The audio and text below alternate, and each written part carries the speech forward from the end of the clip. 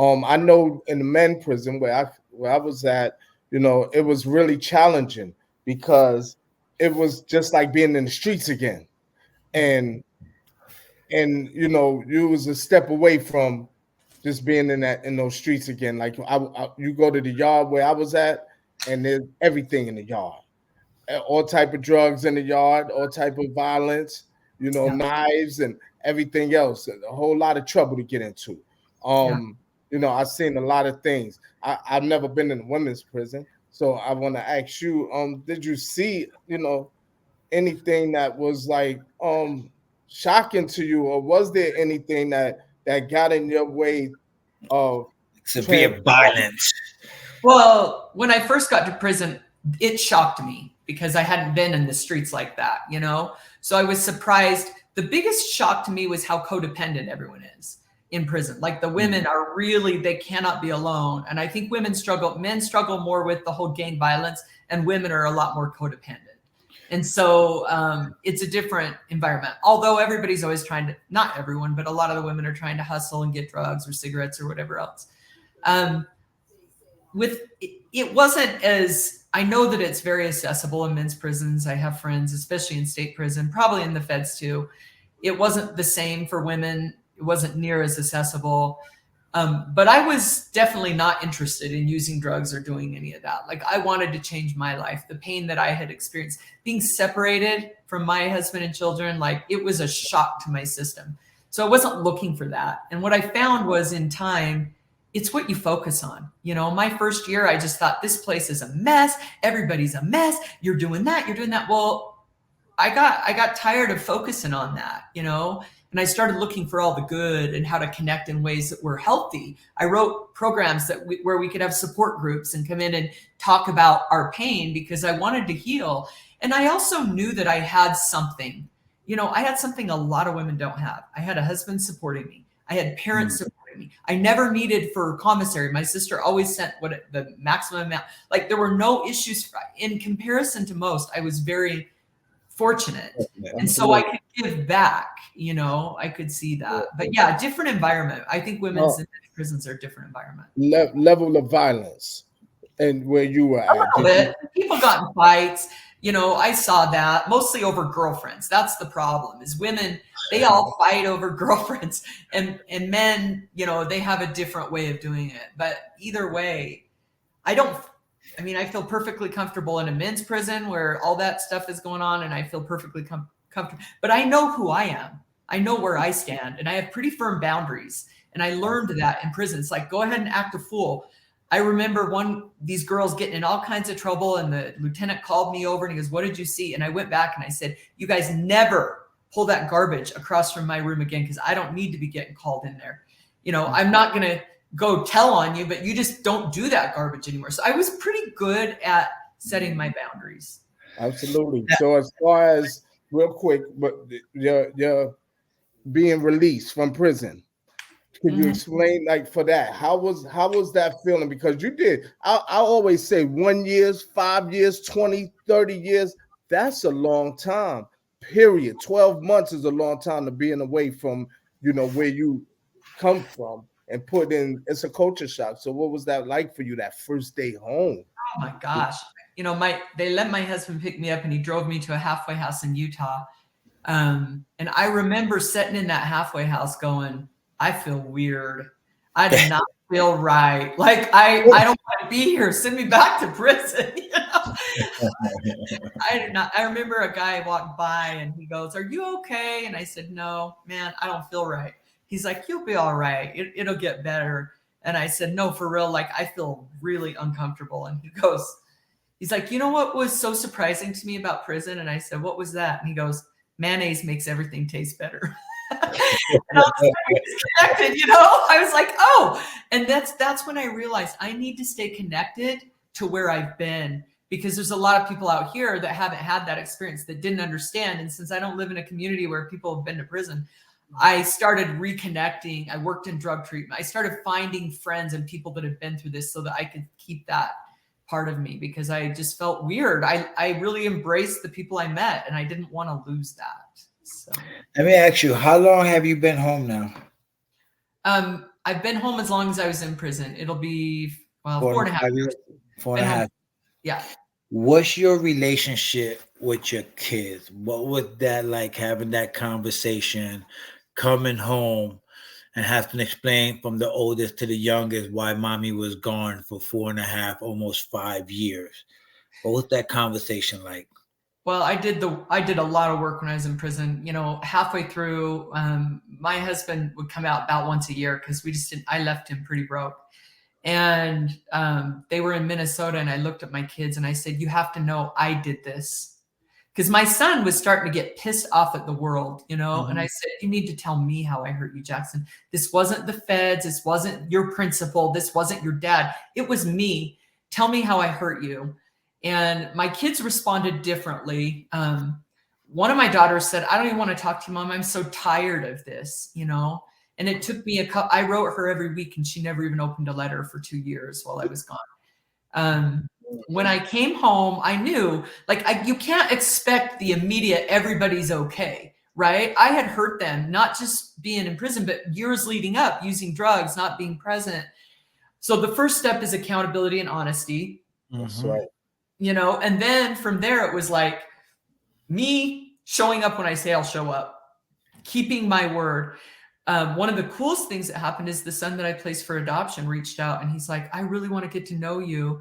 So we've been building a relationship. And with each of my children, I just work in their lives in any way that I can to earn their trust and to build real, genuine connections. And it's been a process.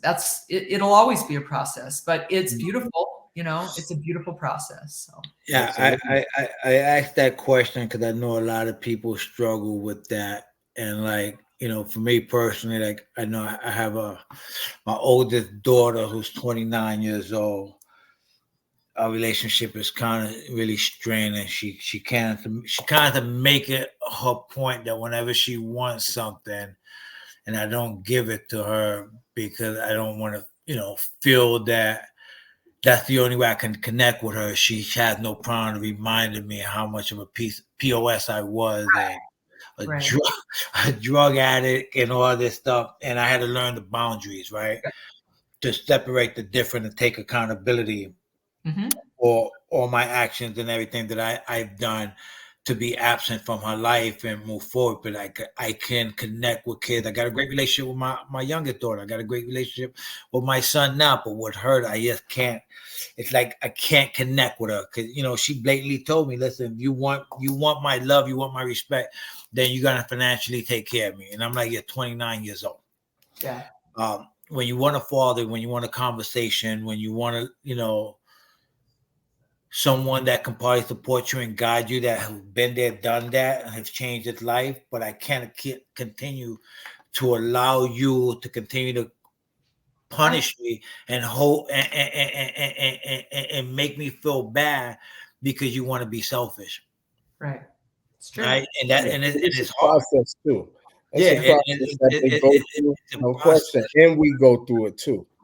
Right. You know, And I tried everything. And like sometimes even today, you know, with over 10 years clean, with being successful in what I do, it's like I can connect with a stranger on the street who's been through it all and get them to respect me and look and be like, wow, and listen to what I'm saying. But with her, I just can't connect with. Even to this day, I still can't connect without compromising my boundaries and my belief. Yeah.